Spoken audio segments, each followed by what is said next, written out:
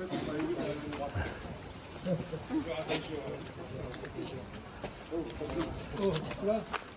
ce qu'ils me disent. Et on va les voir confrontés à nos regards. C'était rêvé par tous les cours d'eau pendant plus de 5 millions d'années, ce qui fait que ça a dégagé à certains endroits des sortes de butées qui pointent leur bout du nez dans le paysage. Et toutes ces butées ont été formées parce que de temps en temps, il y avait des dépôts de plage.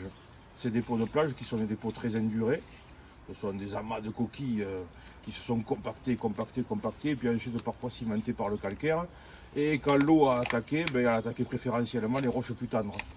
Donc ces roches plus tendres, elles sont parties, ça a à peu près il y a 60 mètres de dénivelé entre le sommet des buttes et la plaine de Payne et de Tartuguier là, actuellement.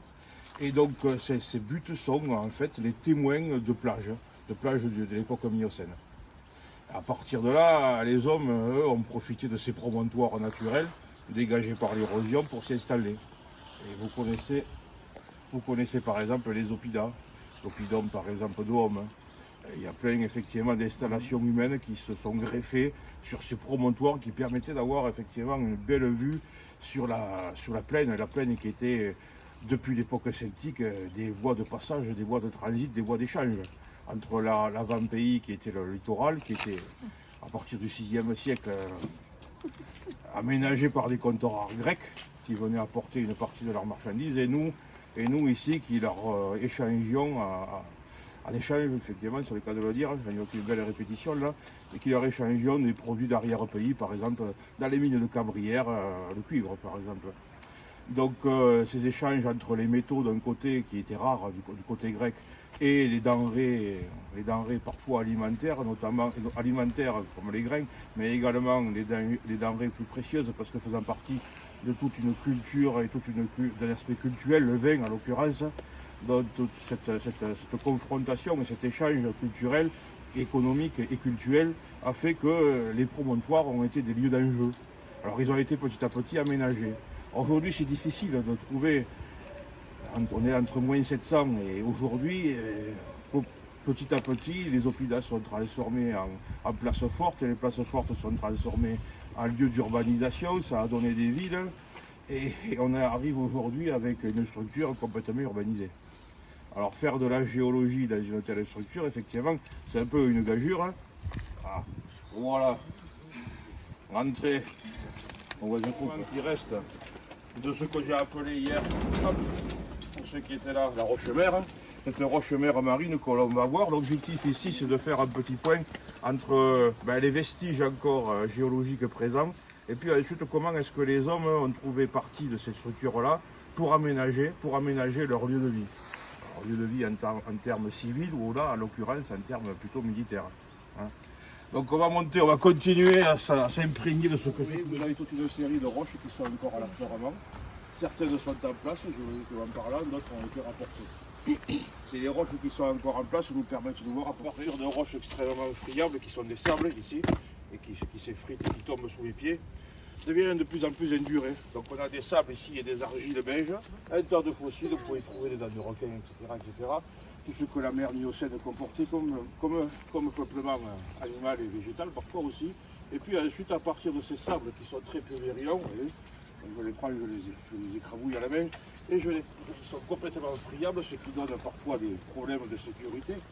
Comme vous le voyez ici, l'incidence étant que ici, le ruissellement surcreuse en sape la base du terrain et comme le poids et donc la densité des roches ici au-dessus est en force, bien évidemment on a des risques et vous le voyez les risques. Vous voyez le décrochement ici qui est en train de s'organiser avec des failles qui petit à petit déstructurent complètement le mur entre guillemets dit l'enceinte, ce qui est faux là, peu importe.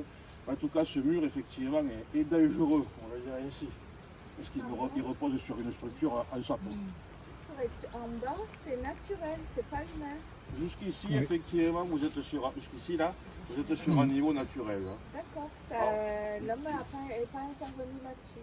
L'homme est intervenu là-dessus, dans la mesure où si vous allez, par exemple à Homme, si vous allez promener à Homme, sur la butte témoin de Miocène de Homme, vous verrez que la falaise, effectivement, elle commence ici. Là, ici, vous êtes sur un méplat, sur un replat. Ce replat est complètement artificiel. La falaise initiale commençait au butte. En fait, tout ce chemin de ronde, on va l'appeler comme ça pour l'instant, tout ce chemin de ronde est la position initiale de la falaise. Donc vous avez un recul de près de 40 mètres qui correspond à une exploitation carrière. Dans de ce côté sud, donc, on va dire, et côté ouest. Côté nord également, remarquez. Donc la butte témoin Miocène a été rétractée dans sa partie la plus délivrée, effectivement, pour exploiter en carrière, effectivement, les portions de pierre qui pouvaient servir de moellon. Parce qu'après cette partie très plus dérivante, vous avez effectivement des roches beaucoup plus résistantes ici. On ne peut pas faire pareil avec celle-là. En fait, ce sont des grès de plage, ce sont des grès de dépôt, alors soit de tempête, soit des grès qui sont accumulés au fur et à mesure, qui est au niveau de plage en tant que tel. Dans une partie de l'épisode marin, ici, du Miocène, entre moins 20 et moins 5 millions d'années, à peu près, moins 6 et quelques, on va pas se battre sur les virgules, et ne me demandez pas si c'est avant ou après Jésus-Christ. Parce qu'à 6 millions d'années, Jésus-Christ, 2000 ans, vous m'avez compris. Donc, d'ailleurs, avant le présent, et le présent étant défini sur l'échelle stratigraphique mondiale, comme 1950, il fallait bien prendre une date, tout le monde s'est entendu sur cette date-là, ce référent-là. Donc quand je parle, c'est before présent, avant le présent, sans anglicisme. Donc un épisode marin de plage, un épisode marin de mer peu profonde. Ici on est sur de la plage, on retombe sur de la mer un peu plus fraîche et on retombe sur de la plage ici. Donc on a à peu près des oscillations au niveau de la mer. Donc la mer avance, elle recule, etc. pendant toute cette période. Et vous avez ici des vestiges. À partir notamment le château que tout le monde fabule, parce qu'effectivement tout le monde pense le connaître. Le château qui est matérialisé ici, d'ailleurs on l'appelle ici la butte du château. La butte du château qui en fait correspond à la place forte elle-même.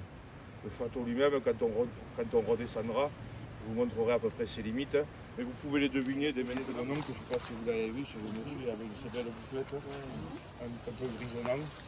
Et bien ça c'est des cours qui, d'ailleurs on le voit un peu là, regardez, décalez-vous un peu. Je vais vous montrer quelque chose que personne ne regarde jamais, parce que vous ne le savez pas, c'est normal.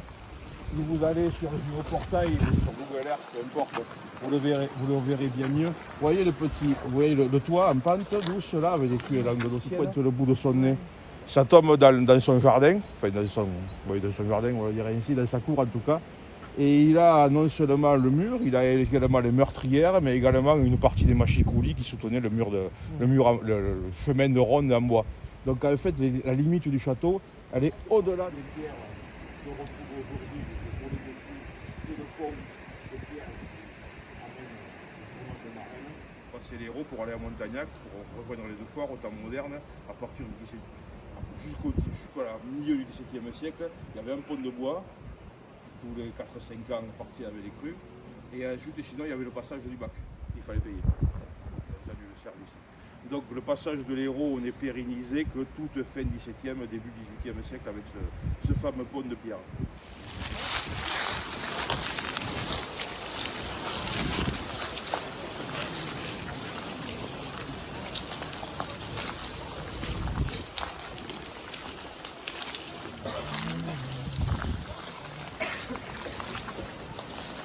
On va retourner sur la géologie, on va refaire de la politique sous-marine un petit peu, après avoir fait un peu d'histoire. On va retourner au classique. C'est qu'ici ça avait été aménagé, ça avait été recouvert. Vous voyez encore les trous de poteaux qui permettaient effectivement de mettre des bois et de mettre les toits. Donc la protection des temps de pluie effectivement a permis à la sape de ne pas trop avancer, de ne pas trop surproger.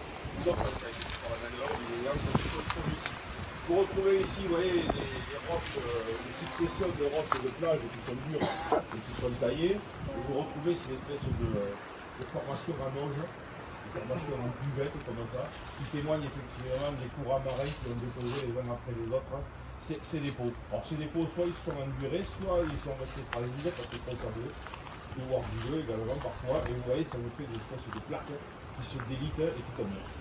Donc le danger ici, c'est là, puisqu'on parle d'aménagement, c'est sûr, le danger ici, c'est ce terrain. En fait, c'est plus ce terrain fermé. Il a été longtemps en eau, pour une raison simple, c'est que comme les bassins aménagés début 20e sur la butte elle-même, en excavant les bases de l'ancien château, avaient une fuite, dont l'eau potable de la ville venait également par percolation alimenter le bassin de réserve. Sinon, le bassin de réserve lui-même n'était pas alimenté que par l'eau de pluie. Il était alimenté par... Il y a eu une grosse bêtise de fait, et que là, quelque part, ça a été perdu dans le puits. Il n'y a plus d'alimentation du château. C'est un puits qui descend à peu près sur 28 mètres de profondeur. Il va chercher la nappe phréatique de Pays, à l'occurrence ici. Et par artésianisme, effectivement, on avait accès à l'eau. Donc le château lui-même, effectivement, était alimenté non seulement par l'eau de pluie,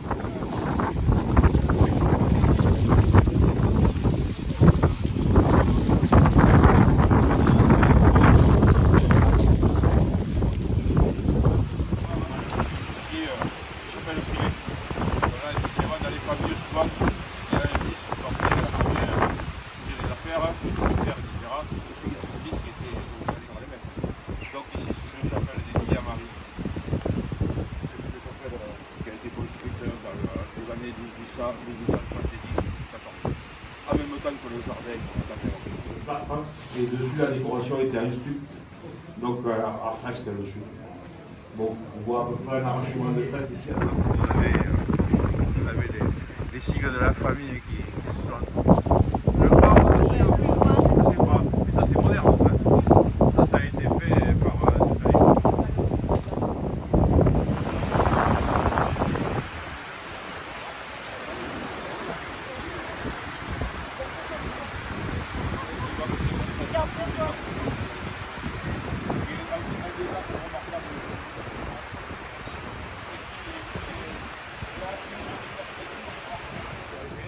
s'amuser dans le bac à sable où tous les chats vont pisser.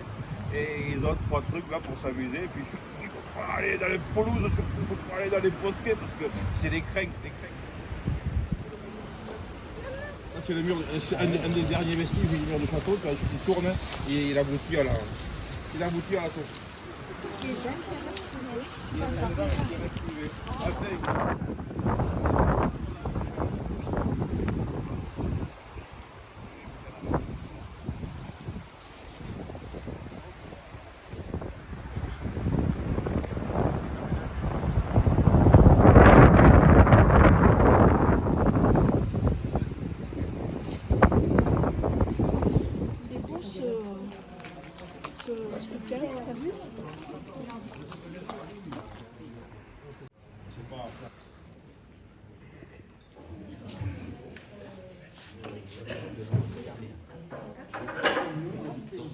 Donc voilà, on s'est dit que ça serait bien d'être un peu plus calme, plus posé pour essayer d'approfondir certains sujets.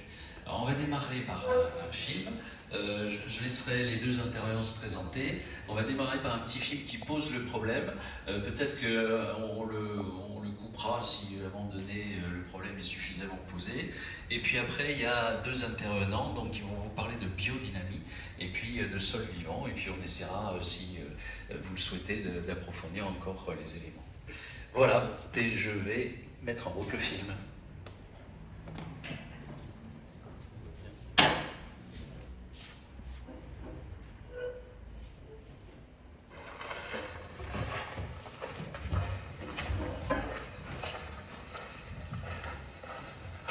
On m'a souvent dit quand on venait dans mes vignes que quand on marchait c'était souple, c'était voilà, il y a une espèce de douceur qui fait que bon, on n'est pas sur quelque chose de dur, de rude. Dans les années 60-70, un ingénieur agronome, Maxime Guillaume, a écrit un petit ouvrage qui est passé quasiment inaperçu à l'époque et qui est peu connu aujourd'hui. Le titre c'est « Le sol fait le climat ». 50 ans après, on a du mal à assimiler cette vérité, cette maxime. C'est sans doute les similitudes, les apparences qui trompent et qui font qu'aujourd'hui on en est à chercher des solutions comme des bassines pour irriguer, alors que la solution elle est sous nos pieds.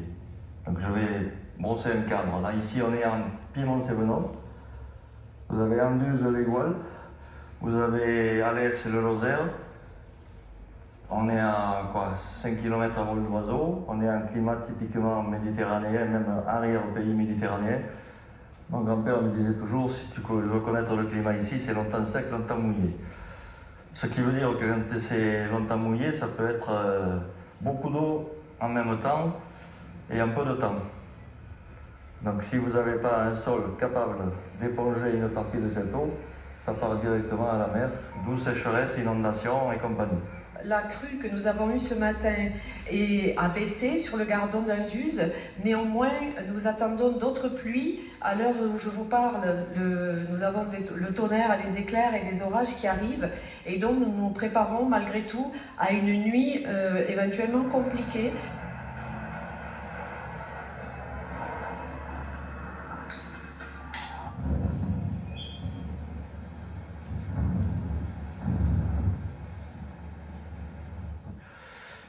Vous avez deux vignes, donc il y en a une en bio, une en conventionnel.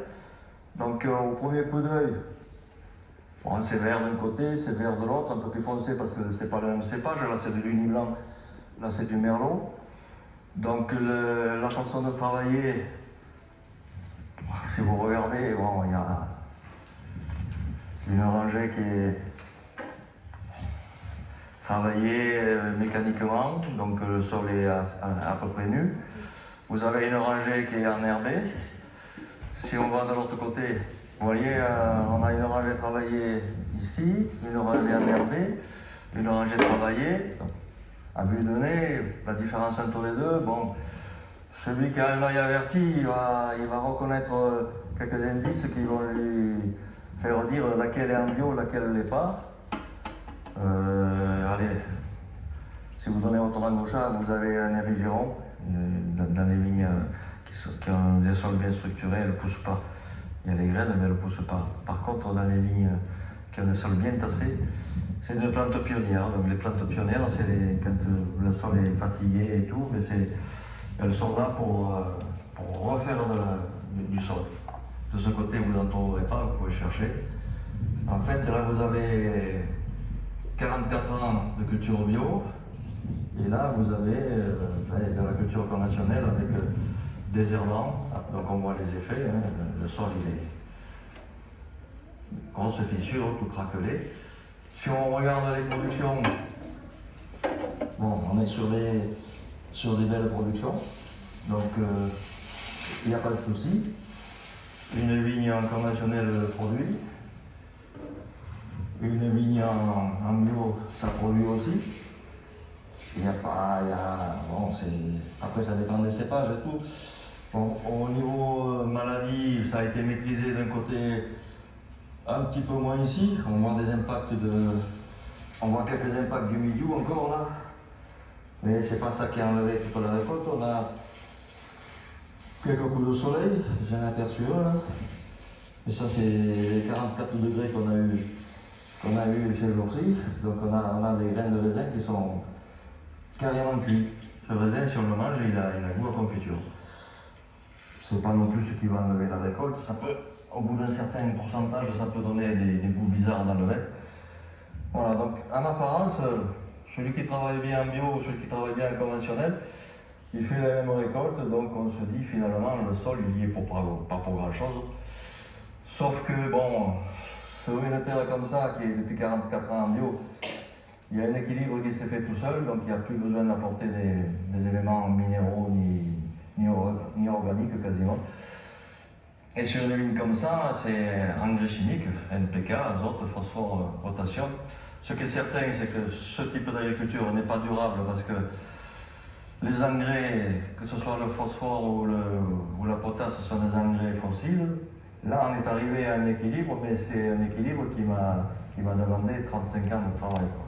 Pendant 35 ans, j'ai accepté des baisses de rendement, j'ai accepté. Et quand on y arrive, mais 35 ans sur une génération, c'est sûr que c'est pas tout le monde qui peut se permettre ou qui a envie de le faire.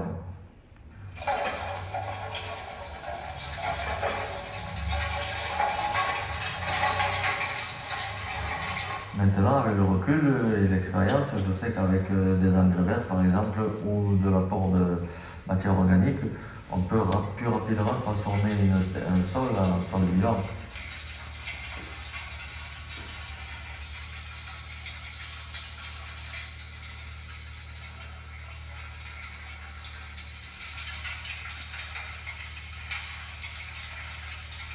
Mais là, il n'y a pas eu de semi-engrais vert, mais il y a eu un apport un apport de broyage, de compost de broyage de végétaux. Donc on en a mis une couche assez conséquente, là il y a au moins 6 ou 7 cm, quelquefois plus. Là, dans 2-3 ans, on aura une masse d'herbe qui va pousser naturellement. Ça demande beaucoup de manutention parce qu'on verse avec une benne, on n'est pas en pro. Et puis il faut avoir des gros volumes, donc on peut le faire tout ponctuellement. Mais c'est une terre qui était très fatiguée, donc on a décidé de le faire. Les engrais verts, eux, leur rôle, c'est de diviser le sol par les racines, d'apporter des complexes, des mycorhizes, tout ce qui permet à mieux fixer l'eau, et puis d'apporter certains éléments aussi. Les engrais verts, genre légumineuses, papillonacées, eux, ils amènent de l'azote. Les engrais verts style chou, moutarde ou autre décomplexent le phosphore et ça permet d'améliorer les sols. Puis après, bon, il y a des herbes spontanées qui se mettent à pousser, qui vont déstocker le potassium, etc.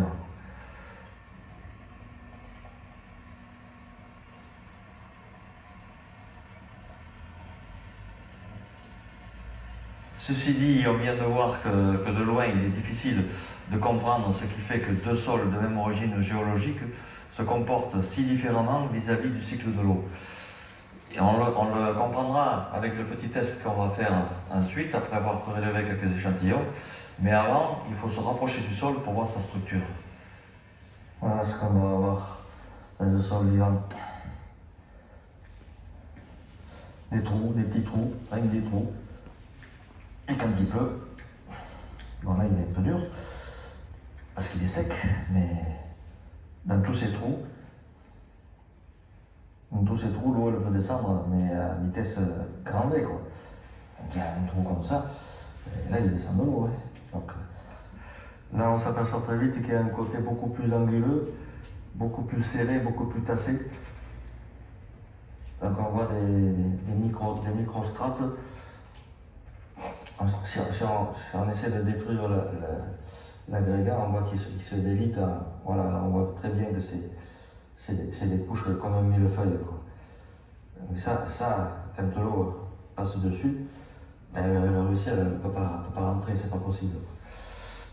Voici donc le test dont j'ai parlé. Après avoir prélevé les sols dans la terre en conventionnel et dans la terre en bio depuis 40 ans, on va faire le test avec les bouteilles. Donc c'est 2 bouteilles que vous coupez aux 2/3, vous les retournez, vous percez les bouchons de façon similaire pour ne pas biaiser le test. Et puis après on pourra passer de l'eau. Donc on met de la terre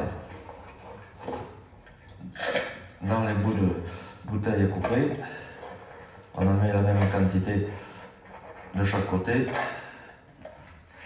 Alors ce genre de test, il faut le faire en comparant toujours des terres qui sont de même origine géologique. Donc vous ne pouvez pas faire un test comparatif avec une terre limoneuse et une terre argileuse ou des terres qui sont de régions complètement différentes. Donc c'est vraiment l'importance sur le cycle de l'eau, c'est de comparer des terres qui sont d'origine géologique les mêmes. Voilà, donc on va simuler les orages cérénales, puisqu'on est dans une région où des fois ça arrive qu'il pleut fort, et on fait tasser l'eau. Et puis après, on va observer. Vous avez immédiatement quelque chose qui saute aux yeux, c'est que d'un côté, l'eau est passée sans s'arrêter, et de l'autre côté, elle coule avec difficulté. Le sol, c'est quelque chose qui peut être vivant ou mort. Donc s'il est vivant, il s'organise, et s'il est mort, il est désorganisé. Si vous n'avez pas de complexe organisé et stable, vous allez avoir immédiatement la terre, l'argile, les sels minéraux qui se mettent en suspension. On le voit très bien dans la bouteille du sol conventionnel. Vous pouvez imaginer immédiatement les conséquences sur le cycle de l'eau. Les terres sont rarement à plat complètement, et même si elles sont à plat complètement, l'eau elle va s'écouler, elle ne peut pas rester sur place. D'un côté, l'eau elle va rentrer et elle va aller dans les sols, dans les nappes, alimenter les sources et puis les rivières, et puis rallonger le cycle de l'eau. Et de l'autre côté, elle reste en surface, donc elle va s'écouler, elle va emporter l'argile et les sels minéraux et les engrais si vous en avez mis dedans. Alors, suivant les types de sol que vous avez, vous n'aurez pas tout à fait la même réaction. Là, on est sur un type de sol argilo-calcaire calcaire, donc il y a beaucoup d'argile. Donc cette argile, avec les sels minéraux, forme cet ensemble qu'on appelle le complexe argilo-humique. C'est un ensemble qui est dynamique, donc toujours en vie. Si toute l'eau s'en va dans les rivières, et là toute l'eau descend dans les nappes, donc là elle va alimenter les sources, puis les rivières, et tranquillement, donc le cycle de l'eau se fait normalement. Vous aurez davantage d'évapotranspiration, donc ça permet de rafraîchir le climat. Là vous avez toute l'eau qui tombe tout le camp, dans les rivières et puis à la mer. Donc vous avez sécheresse, aggravation des phénomènes d'érosion, et à la fin, on se retrouve avec un climat qui est complètement dégradé. Là vous avez l'exemple d'une terre vivante comme dans les montagnes où quand il fait des grosses pluies, vous avez de l'eau claire qui coule des prairies ou des forêts ou des sols. Et là vous avez l'exemple des eaux boueuses qui envahissent les villes, les villages, qui coulent des champs, qui envahissent les routes. Voilà, le film, comme je vous l'ai dit, c'était simplement pour essayer de poser. On va essayer de profiter d'avoir nos deux experts qui vont compléter tout ça par leurs expériences. Je vais d'abord passer la parole à Gérard Auger qui va se présenter et puis voilà, on va pour un petit peu d'explications complémentaires. Merci. Est-ce que c'est possible que je me passe du micro? Est-ce que vous m'entendez? Ça me simplifiera le geste parce que je ne suis pas italien, mais... Donc bonjour. Je m'appelle Gérard Auger et j'ai deux casquettes de formation. Je suis à la fois agronome et la deuxième c'est pédologue. Donc pédologue, ça vient de pédos, c'est le sol. Et je tiens de suite à remercier la faute de frappe de Pézenas en transition qui a marqué à la place de pédologue, pédagogue. Il ne pouvait pas me faire plus plaisir puisque pédologue, pédagogue ou podologue ont exactement la même origine. Pédos, le sol, le pied, ce que l'on élève. L'enfant, la pédagogie va élever l'enfant entre guillemets dans sa vie d'homme. Donc ça me fait une introduction absolument merveilleuse, puisque je suis là à la fois en tant que pédagogue, je vais pédaler, et pédologue. Donc, en introduction de cet petit moment où on va parler tous les deux séparément, et ensuite on va dialoguer tranquillement, j'ai tenu à vous présenter ce petit film, puisque Louis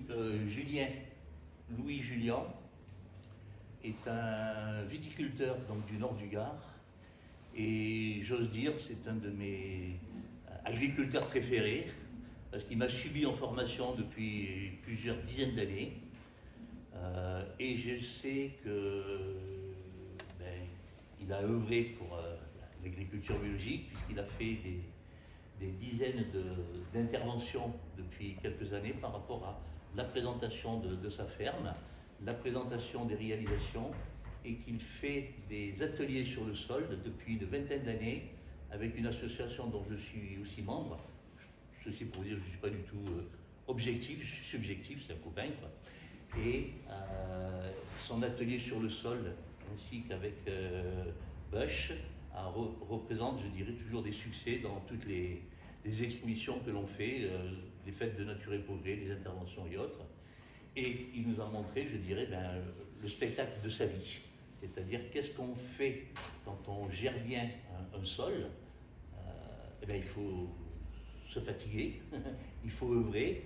Et le résultat, qui est le petit résumé de ce film, c'est que quand vous voyez de l'eau qui passe sous un pont avec une rivière boueuse, vous savez que c'est la terre qui fout le camp.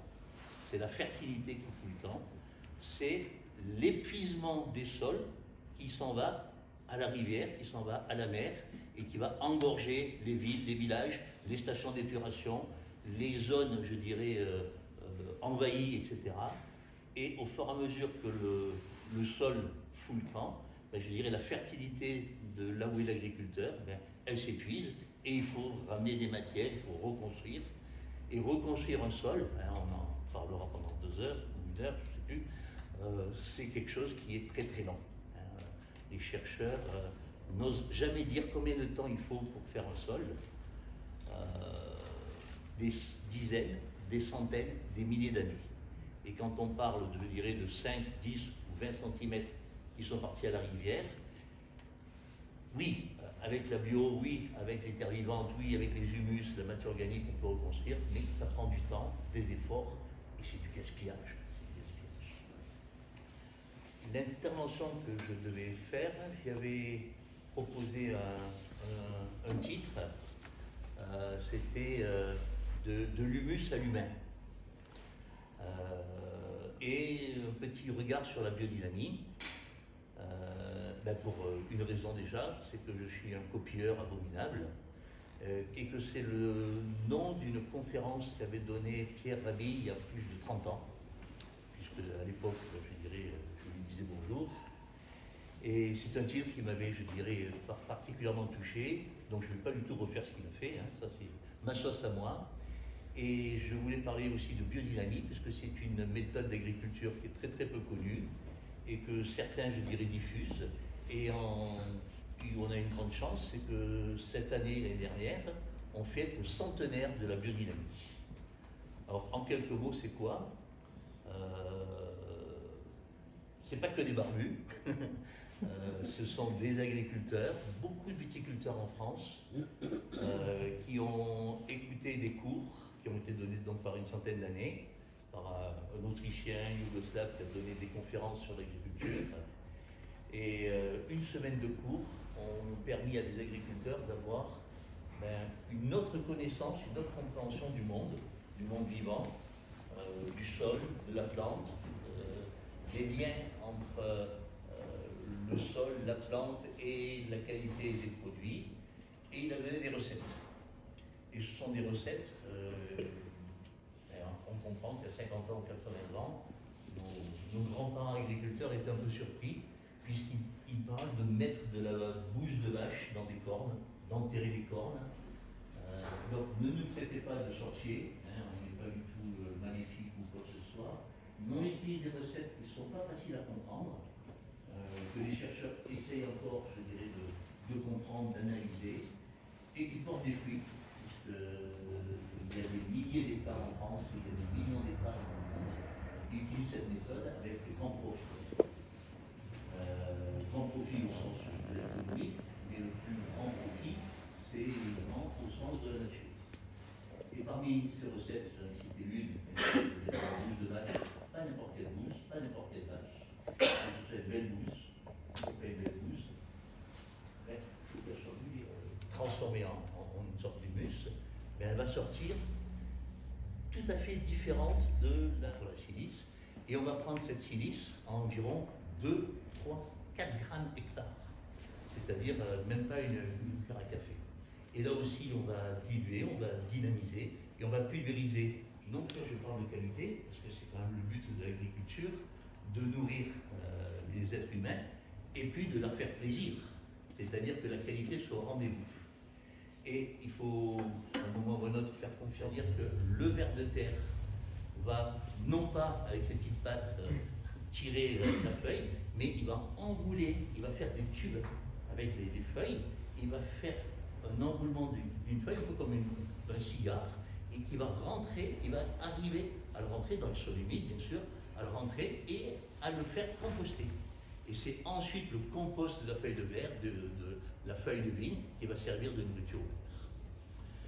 Voilà, donc la petite promenade de l'humus, qui est donc la matière organique transformée dans le sol, à l'être humain qui va, je dirais, profiter de la qualité des produits agricoles, était le but de cette petite intervention, et je répondrai à toutes vos questions, ou un petit peu maintenant, ou tout à l'heure, quand on sera en fin d'intervention. D'accord, on va laisser la parole à Pierre.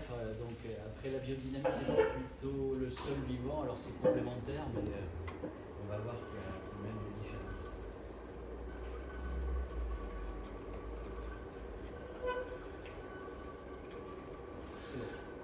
Bon, alors moi je vais avoir très peu de temps pour vous dire tout ce que j'ai à vous dire, donc je ne pourrai pas du tout vous dire tout ce que je vais à vous dire. Je vais essayer de simplifier. simplifier à l'extrême. D'abord, je voudrais remercier cet agriculteur que nous a présenté mon collègue, parce qu'il fait partie de ces individus pionniers qui ont commencé à faire des recherches sur comment ça fonctionne un sol vivant, un sol qui n'a pas été perturbé par l'homme, et qui nous a donné tout un tas de pistes dans son film que j'ai trouvé très riches, et certaines sur lesquelles je vais peut-être pouvoir rebondir. Donc moi je suis Pierre, je suis pépiniériste, je multiplie des variétés anciennes d'arbres fruitiers et je pratique une agriculture qui est dite aujourd'hui sur sol vivant. Alors ça veut dire quoi une agriculture sur sol vivant? Tout simplement je fais partie d'un réseau associatif d'agriculteurs professionnels qui s'appelle Maraîchage sur sol vivant, et on a essayé de trouver tout un tas de stratégies pour construire une agriculture durable. Une agriculture durable, je vais essayer de faire un petit constat rapide au départ. Qu'est-ce qu'on veut dire par agriculture durable? Moi j'ai découvert il y a quelques années une conférence d'un ingénieur agronome qui s'appelle Pablo Servini, qui est intervenu à Montpellier, qui nous montrait que globalement notre production alimentaire est extrêmement corrélée et dépendante des machines, des énergies fossiles, des engrais chimiques.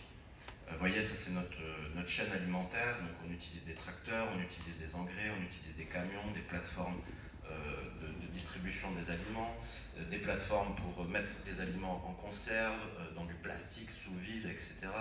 On utilise des voitures pour aller au supermarché. Ensuite on rentre chez nous et on utilise des plaques de cuisson, des fours, et puis on a des camions poubelles qui viennent récupérer tous les déchets plastiques, métalliques, etc. Et tout ça, vous voyez bien que s'il n'y a plus de pétrole, ça ne fonctionne absolument plus du tout. Et le pétrole, c'est une denrée qui est limitée. Alors là, ce que vous voyez, je vais aller très très vite parce que j'ai pas du tout de temps, c'est une courbe. En bleu, ce sont les découvertes de gisements de pétrole. En rouge, c'est la demande mondiale qui continue son exponentielle. Et en vert, ce sont les extractions qui ont déjà commencé à diminuer.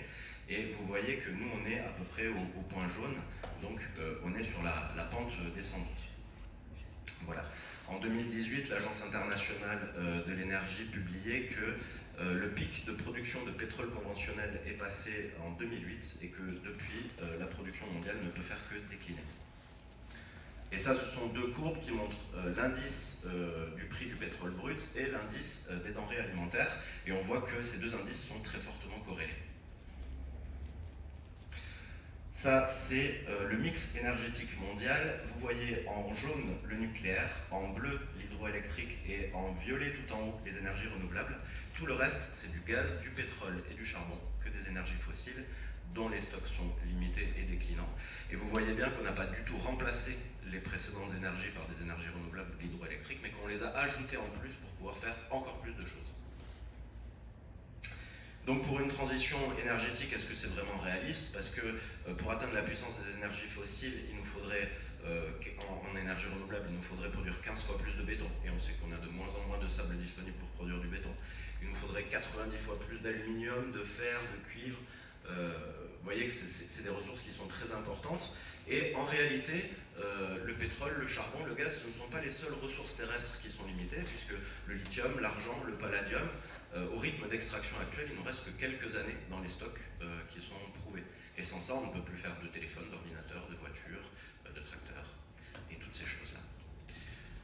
Voilà, donc ça nous a amené à prendre conscience de cette équation qui nous paraît aujourd'hui très simple, mais je crois que personne n'a vraiment envie de l'avoir, cette équation. C'est que nos systèmes alimentaires industrialisés, mécanisés, à grande échelle, sont très fortement dépendants du pétrole ou d'une alternative qui, nous, aujourd'hui, nous semble quand même très farfelue. Et c'est pour bientôt la fin de ce pétrole. Donc c'est pour bientôt la fin de nos systèmes alimentaires tels qu'ils existent aujourd'hui. C'est ce géant au pied d'argile qui est en train de s'effondrer. Voilà, alors il y a des jours où on a du mal à se lever pour bricoler, et puis il y a des jours c'est la motivation qui nous trouve, et ça a été notre cas. C'est pour ça qu'on s'est mis très fort en mouvement pour essayer de comprendre comment est-ce qu'on pourrait se nourrir à l'échelle globale, européenne, mondiale, pas tout seul dans son petit coin avec son petit potager, sans camion, sans tracteur, sans engrais, sans pesticides et sans toutes ces choses-là qui permettent aujourd'hui d'avoir une production qui est un peu artificielle, comme on l'a vu. Voilà, alors un des modèles qui nous a beaucoup parlé, c'est la forêt comestible. J'y passe très rapidement, c'est ça qui nous a donné envie de faire une pépinière et de proposer aux gens d'avoir des fruitiers à implanter dans leur parcelle. Mais c'est pas le cœur du sujet du jour. L'arbre a tout un tas de vertus évidemment, il abrite la biodiversité, il apporte de la matière organique dans les sols, mais surtout, ce qui me paraît très important de vous dire, en fait on est dans des climats qui sont très séchants et notre ami agriculteur faisait le constat que il y avait de moins en moins de pluie, les pluies étaient de plus en plus intenses et effectivement l'eau pénétrait de moins en moins dans les sols, tout ça est vrai. Moi je voulais vous dire qu'aujourd'hui on a des études qui montrent que 70% des pluies continentales en fait est issue de la transpiration des végétaux.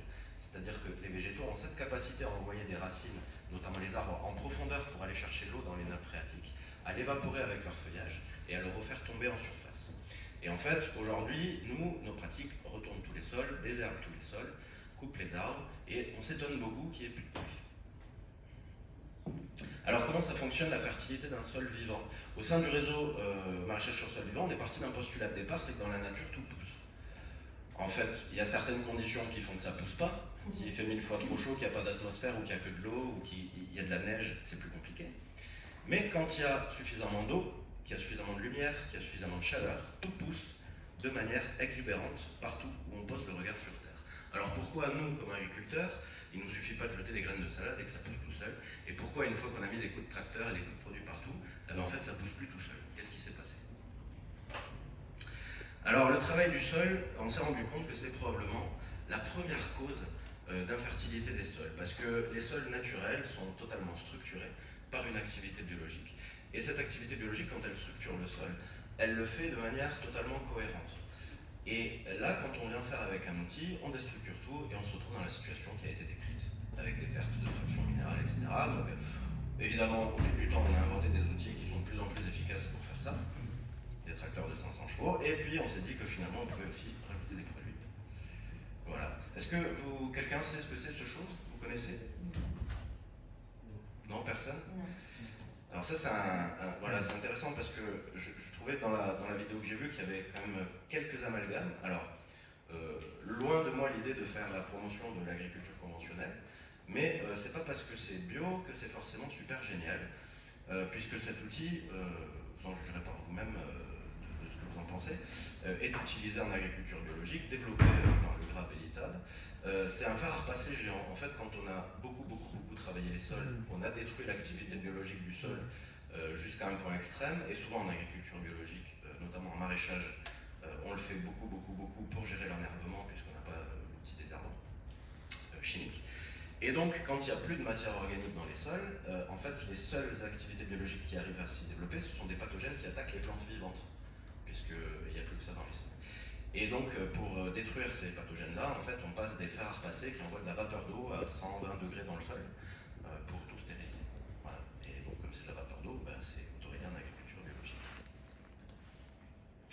Alors, pourquoi quand on travaille les sols, après on a besoin de mettre des engrais, des pesticides, de faire des rotations, de mettre des composts, et pourquoi les sols commencent à générer des pollutions, à faire ces fameuses eaux boueuses qu'on a vues? Est-ce que le sol c'est un organisme vivant? Est-ce qu'il est vivant? Et s'il est vivant, quel est son rôle écologique en fait? Alors très rapidement, l'humain sait fabriquer tout ce qu'il y a dans cette photo. Vous voyez, on met suffisamment d'ingénieurs au travail et on arrive à faire tout ça. Par contre, si je vous demande de fabriquer une seule chose qu'il y a sur cette image, est-ce que vous êtes capable de le faire, messieurs, dames? Si je vous demande de fabriquer un chat, une goutte d'eau, une coccinelle, une feuille, une branche, une fleur, évidemment non. On n'en est pas capable. Alors pourquoi on n'en est pas capable? Parce que en fait, le vivant se structure à un niveau infiniment petit. Je vais avancer un petit peu dans ma présentation et je reviendrai derrière, mais si vous voulez, pour construire un bras, on ne peut pas clouer un steak sur un os, ça ne marche pas. En fait, le vivant s'organise à des échelles qui sont microscopiques, qui sont tellement petites que nous, avec nos outils modernes, en fait, on ne les maîtrise pas du tout. Le vivant est extrêmement complexe. Et donc, finalement, vouloir aérer ou structurer un sol avec ça, comme outil, finalement, c'est peut-être aussi efficace que de vouloir produire des pommes avec un broyeur, quoi. On passe l'arbre dans un broyeur pour l'aérer. Bon, c'est volontairement un peu provocateur, parce que la première fois qu'on travaille un sol, ça fonctionne. Et j'aurai pas le temps de vous décrire là dans ma présentation pourquoi. Mais finalement, au bout d'un moment, ça ne fonctionne plus du tout. Alors, le cycle de la fertilité d'un sol vivant, c'est quoi? En fait, les plantes sont capables de capter la photosynthèse et de fixer du carbone pour construire toute leur structure. Et ensuite, toute cette matière organique qui est produite, in situ, va retomber au sol et nourrir une activité biologique qui se trouve dans le sol, une macrofaune, des bactéries, des champignons, qui va décomposer cette matière organique et créer son habitat dans le sol. Cet habitat, il va y avoir toutes ces galeries qu'on a pu voir, il va y avoir toutes ces choses qui vont se mettre en place. Et ce sont des galeries et des filaments qui sont pérennes, qui résistent à l'eau, qui ne vont pas se déstructurer ou se détruire à la première pluie et faire fuir l'eau. Vous voyez l'image que je vous mets là, ce sont les filaments de champignons qui en fait ont fixé la matière organique, le carbone et les matières minérales et ont tout attaché entre elles. Ce qui fait que la structure de ce sol, en fait, elle est pérenne. Alors on a fait des expériences, si vous voulez. On a pris par exemple un sol de prairie ou un sol de forêt, on l'a mis dans un aquarium et puis on a attendu une semaine, on l'a laissé dans l'aquarium et on a vu que ça n'a pas bougé du tout. Par contre, si on prend un sol qui est régulièrement travaillé, on le met dans un même aquarium et 30 minutes après, il a complètement fondu. Alors après, on s'est posé la question, ça nous a amené à une recette, une nouvelle recette de la pollution qui a été inventée par un monsieur qui fait partie de notre réseau qui s'appelle Konrad Schrader. Pour polluer, on fait du café. Alors, ça veut dire quoi? Si je prends un grain de café et que je le mets dans l'eau, il ne se passe pas grand-chose en fait. Par contre, si je le broie très finement, alors là, il va libérer tous ces éléments minéraux, tous ces arômes, tout ce qu'il a à l'intérieur en fait. Et pour le sol, c'est pareil. En fait, si je mets du sol dans l'eau, il ne se passe pas grand-chose, l'eau va rester assez claire. Par contre, si je le broie très finement avec un motoculteur ou avec un tracteur, ou peu importe, eh ben, je vais créer du café et tous les éléments minéraux, toutes les fractions minérales les plus fines vont partir à la rivière, à la mer, etc. Voilà. Alors que cette activité biologique qui vit dans le sol va envoyer des glomalines, va créer des soies, va créer des mycéliums et va permettre de fixer en fait tous ces éléments de manière cohérente et structurée et résistante à l'eau. Avec des structures carbonées comme nous, ça a un intérieur et un extérieur et ça ne fuit pas. Et comme nous, si on passe dans un broyeur, on fuit. Voilà. Alors, peut-être on va conclure là-dessus parce que sinon il y a vraiment beaucoup de choses. Comment est-ce qu'on fait pour construire un sol fertile? Nous, on a fait l'équation de la fertilité. En fait, souvent en agriculture, on dit que pour produire bien, il faut produire peu. Et bien en fait, nous on dit que pour produire bien, il faut produire le plus possible. C'est-à-dire pas beaucoup, le plus possible. Parce que c'est ce que fait la nature partout où on pose le regard. En fait, il n'y a pas un seul centimètre de sol nu. Toute la surface du sol capte la photosynthèse, produit de la biomasse, et la biomasse retombe au sol, nourrit cette activité biologique, etc., etc. Donc on tend vers la maximisation de la biomasse quand on peut, sinon on importe des matières organiques. On arrête le travail du sol, et on arrive vers l'équation de la fertilité. Voilà. Et je terminerai rapidement avec peut-être une petite observation. Alors pourquoi est-ce qu'on a commencé par retourner les prairies, alors si c'est si facile finalement de faire de l'agriculture comme ça? Ben voilà, ça c'est ma pépinière dans ces parties en jachère que j'investis année après année à fin mai. Est-ce que vous vous imaginez mettre un pied de courgette là-dedans? Ou faire un semis de carottes, c'est un peu compliqué. Donc il y a des phénomènes de concurrence qui existent, qui sont bien réels. Il y a des phénomènes de synergie bien sûr, mais il y a aussi des phénomènes de concurrence. Et on comprend bien que si on essaye de semer des carottes là-dedans, ça va être un peu compliqué. Et nos anciens n'avaient pas forcément toutes les techniques agricoles que nous on a pu développer au sein du réseau pour gérer ce genre de choses. Et donc ils avaient une charrue, un cheval. Ils retournaient, ils faisaient leur semis de carottes, ça fonctionnait. Ils se rendaient compte qu'au bout de quelques années, ça ne fonctionnait plus. Donc ils faisaient des rotations, ils faisaient des jachères. Mais aujourd'hui, on n'en fait plus. En fait, on a suffisamment peu de terres agricoles disponibles aujourd'hui. Et donc, année après année, on recommence. Et ça nous amène à la situation et au constat qu'on a pu voir avec ces sols qui sont morts et perméables à l'eau. Voilà. Eh ben, merci beaucoup de m'avoir écouté. Je ne sais pas si je suis dans le timing. Si, tout va bien. Parfait. Et voilà. Et, éventuellement, vous avez... Faire l'espèce de petit anneau là qui s'appelle le clitellum qui contient à la fois les organes féminins et masculins et qui permettent de... Pourquoi ils sont tout petits? Ça dépend de ce qu'ils ont à manger, hein. C'est un peu comme nous. Plus ils mangent, plus ils sont gros. Mais il y a toute taille d'individus, hein. Il y a des cocons, il y a des tout petits juvéniles qui mesurent 1 mm et puis après ça va. Et ensuite, il y a des centaines d'espèces de vers, on appelle ça des lombriciens plutôt. On a les vers qui sont à la surface du sol, qui sont les épigées, qui sont ceux-là, qui vont vivre dans la litière de forêt et qui vont réduire la matière organique, les feuilles, etc. Ensuite, on a des vers d'espèces intermédiaires qui sont un peu plus profonds dans le sol, qui sont de couleur un peu plus claire, parce qu'ils voient moins la lumière aussi. Et puis, vraiment jusqu'à 1 mètre de profondeur, on a vraiment des espèces beaucoup plus grandes, beaucoup plus blanches, qui font beaucoup plus large aussi. Dans la région, on a même une espèce endémique qui s'appelle l'Ombricus montpellierus, qui peut faire 1 mètre de long. Donc lui, quand il fait des trous dans la terre, je veux dire qu'il y a l'eau qui passe, la matière organique qui passe. Mais voilà, il ne mange pas par contre la matière organique qui est en surface du sol. Il va plutôt, voilà, c'est celui qui va sortir la nuit, enrouler ses petites feuilles autour de lui et repartir bien profondément. D'ailleurs, si vous promenez à la rosée du matin, à l'aurore, vous les voyez sur le sol, et puis dès que la lumière apparaît, ils repartent, parce que sinon ils s'assèchent avec la lumière, avec la chaleur. Sinon ils sont visibles par les prédateurs, donc vite ils retournent faire leur petit travail incognito. Voilà. Si vous avez des questions Oui, aussi. quand il pleut, on a des tout petits vers qui se mettent sur le, des tout petits vers de terre qui se mettent sur le carrelage. C'est rare. C'est possible, une petite question. J'ai cette fameuse question, c'est est-ce que c'est la plante qui fait le sol ou c'est le sol qui fait la plante? Alors, je vais déjà répondre à la question sur Marcel et puis après peut-être on y reviendra.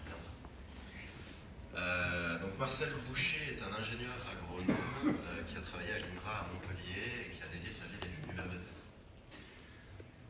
Marcel est arrivé un peu jeune à l'INRA et puis ça l'emmerdait un peu parce qu'on lui avait demandé de faire des recherches sur le ver de terre et à l'époque, ce qui était un peu un truc de drôle, je vais bosser un peu sur les vers de terre et puis au bout de quelques mois, je vais leur proposer un super ravageur sur lequel bosser, ils vont me valider le dossier puis ce sera super. Et Marcel s'est rendu compte que c'était 80% de la biomasse animale terrestre, le ver de terre. Et là, il s'est dit, peut-être que finalement, ça sert à quelque chose, cet animal-là. Alors depuis, il a écrit 2 bouquins. Lombricien de France, écologie et systémique, et Des vers de terre et des hommes. Des vers de terre et des hommes, il est encore commandable, trouvable à prix raisonnable. Lombricien de France, il m'a coûté 200 balles, un truc comme ça. Puisqu'il est très rare et très recherché. Vous aurez du mal à le trouver, mais si vous allez sur Vers de Terre Production, qui est l'institut de formation du réseau de maraîchage sur sol vivant dont je vous ai parlé, il a été scanné et il est disponible gratuitement en format PDF. Voilà. Alors juste pour compléter ce qu'Agnès a dit, en fait, il y a 3 principales catégories écologiques de vers de terre. Ce qu'on trouve dans les lombricomposteurs, ce sont les épigées. Effectivement, ils sont petits et colorés. Mais les grands vers de terre sont moins colorés. Généralement, c'est ce qu'on appelle les anéciques. C'est ceux qui font les allers-retours, effectivement, entre la profondeur et la surface. Voilà. Mais peut-être tu vas pouvoir compléter tout ça. Merci. Alors effectivement, j'ai travaillé il y a un certain nombre d'années avec ce bel homme. Petite anecdote, quand il travaillait à l'INRA, une de ses activités était de nettoyer les paillasses et de préparer les travaux pratiques pour les étudiants. Puis il a vu une petite annonce, l'INRA cherchait des gens pour aller se promener à l'extérieur, et personne ne voulait y aller, il s'est dévoué, et c'est comme ça qu'il a commencé à faire des études sur les vers de terre, aller chercher à droite et à gauche, et il a construit la classification française des vers de terre qui n'existait pas. C'est-à-dire qu'il a écrit, il leur a donné des noms, il les a étudiés, il les a dessinés, étudié leur vie, etc. Et il a pondu, entre guillemets, des tomes sur les vers de terre, en faisant de la recherche, en ayant des étudiants, et en construisant, je dirais, une masse de connaissances sur les vers de terre. J'ai beaucoup travaillé avec lui à un moment où il avait des étudiants qui travaillaient, payés par l'office de la chasse, pour mieux comprendre le rapport entre les vers de terre et les chasseurs. Eh bien, il y a une chose toute petite simple à savoir, c'est que un sanglier mange son steak de vers de terre tous les matins à jeun. Donc, je simplifie. Voilà. Donc le sanglier, quand il fouille à droite à gauche, il cherche de l'eau, il cherche des racines. Non, oui, mais il cherche surtout du ver de terre, qui est sa petite viande quotidienne. Et c'est pour ça, je dirais, qu'il est toujours en recherche, etc. Et j'ai une seule anecdote à vous donner. j'ai la grande chance d'avoir quelques années, et je vais vous parler donc de 1988.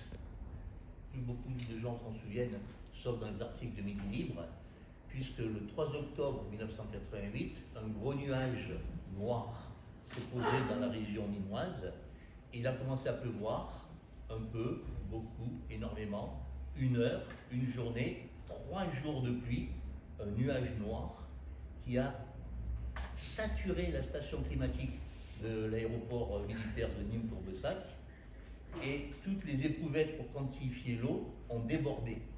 C'est-à-dire qu'elles ont débordé à partir de 450-500 mm, et d'après les estimations diverses et variées, il est tombé plus de 600 à 650 mm en 36 heures ou 48 heures, on ne sait pas exactement.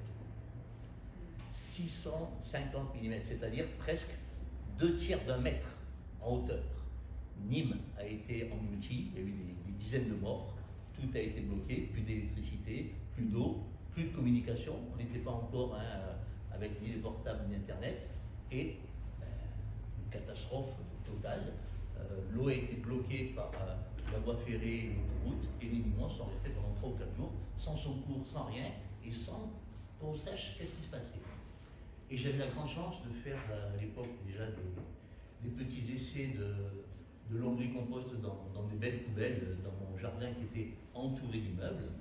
Et comme je ne savais pas quoi faire de la terre avec tous mes lombrics, ben je les jetais dans le gazon du petit jardin que j'avais à l'époque.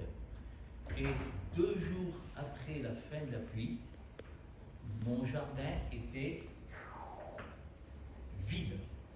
Plus d'eau, donc l'humidité, mais les feuilles de mon gazon, je ramenais un petit seau avec de l'herbe, c'est-à-dire j'avais toutes mes herbes, et il y avait 10 à 15 cm de turicules, hein, les fameux crottes de vers de terre qui étaient montées, et mon jardin, par mètre carré, il y avait entre 500 et 1000 turicules.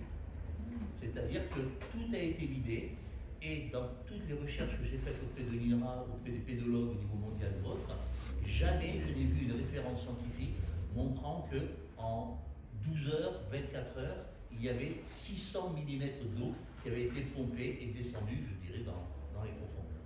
C'est-à-dire, grâce à ces vers de terre qui ne sont pas faits pour vivre dans toutes les terres, c'était un épiphénomène, mais on avait une énorme capacité de perméabilité.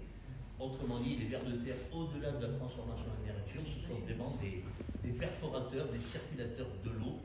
Voilà, donc l'être vivant, l'être humain n'est plus tellement au centre, c'est la productivité, la rentabilité, apparente et immédiate, qui n'est pas la rentabilité durable.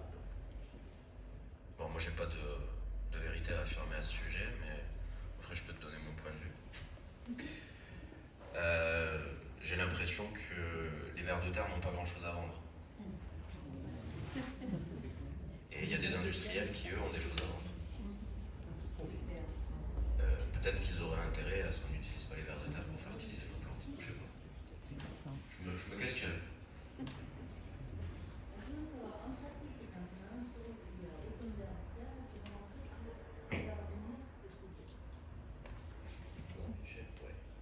Combien il y a d'heures pour qu'on puisse répondre à des questions tranquillement? Alors, avec un taux de fécondité de 10 à 20 par an, en fait, il te faut à peu près 3 ans pour reconstituer une population de vers de terre. C'est-à-dire que si tu pars de 10 kg à l'hectare, au bout de 3 ans, tu auras tes 1 tonne de vers de terre à l'hectare. Après, il y a quelques choses qui vont être évidentes qu'il va falloir respecter pour que ça puisse fonctionner. C'est pas très agréable, non, quand je parle là-dedans? Je vais peut-être continuer comme ça. Non, c'est parce que j'ai un petit peu augmenté, je suis désolé. Voilà. Ouais, c'est mieux. Ah oui, c'est mieux, là, c'est plus cool. En fait, il va falloir que tu gardes un sol qui soit un habitat agréable pour ce ver de terre. C'est quoi un habitat agréable pour un être vivant? C'est une maison qui n'est pas cassée, ou broyée, ou tout ça. C'est de la nourriture en abondance. C'est de l'eau. Parce que s'il n'y a pas d'eau, tu vois, ça meurt, quoi. Donc si tu arrives à garder ton sol humide, avec de la nourriture, et que tu casses pas la baraque tous les 3 matins, à peu près au bout de 3 ans, tu reviens à une population de vers de terre qui est à peu près correcte, quand tu as quelque chose qui est tout fracassé. Voilà, ça fait partie des chances qu'on a aujourd'hui et que n'avait pas, par exemple, cet agriculteur qui nous a été présenté, qui est un pionnier, puisqu'il fait ça depuis 35 ans, tu dis, ou je sais pas, enfin voilà. Parce que aujourd'hui, effectivement, dans la recherche, comme dit monsieur, on a des gens qui s'intéressent au vivant et à comment ça fonctionne, et qui commencent à faire des vraies expériences en disant, bon ben voilà, effectivement, si on part d'un truc qui est tout pété, au bout de combien de temps on revient à des populations normales, et on a des données chiffrées. Le fait d'avoir des chiffres est important par rapport à notre rationalité. L'agriculteur et ses parents n'avaient pas de chiffres, mais ils étaient empiriques, ils étaient pratiques, et tout ce savoir, ils l'avaient déjà. Et donc les pratiques étaient déjà basées sur du bon sens, et quand ça marche, on continue. Et pour répondre d'une autre façon complémentaire, moi j'aime bien dire, pour voir des vers de terre, hein, c'est comme le touriste, hein. Il faut lui donner à manger, lui donner à boire et le cajoler, hein, dans son habitat. Et il y a une chose que je rajouterai, c'est de l'ombre. Le ver de terre, hein, il a horreur du soleil. Hein, c'est pas le touriste à ce niveau-là. Il faut qu'il soit toujours caché, toujours dans la nuit. Je me souviens moi de souvenirs d'enfance où le matin quand j'allais à l'école, je voyais des centaines de vers de terre qui sortaient des bacs municipaux ou autres et qui traversaient le goudron, qui étaient écrasés par les vélos tellement il y en avait, parce qu'ils étaient sortis pendant la nuit, pendant qu'il pleuvait. Voilà. Et en allemand, il ne faut pas oublier une chose, c'est que le ver de terre, on ne dit pas ver de terre, on dit ver d'eau. C'est-à-dire qu'il faut toujours, on a parlé de la glu tout à l'heure, hein, qu'il a autour de lui, il faut toujours qu'il soit humide. Donc il ne faut pas qu'il se déshydrate et qu'il soit caché du soleil. C'est pour ça que je dirais dès qu'il peut, il va s'entourer et descendre, retrouver la fraîcheur, l'humidité. J'ai une question par rapport à la biodynamie. L'histoire de mettre de la boule de vache dans une corne, c'est originaire d'un endroit, parce que trouver c'est assez curieux, enfin, ça vient d'où? Très très bonne question à laquelle je ne peux pas répondre directement. Ce sont des inspirations que cet homme qui s'appelait Rudolf Steiner a trouvées. Il a posé des faits, il a fait des propositions.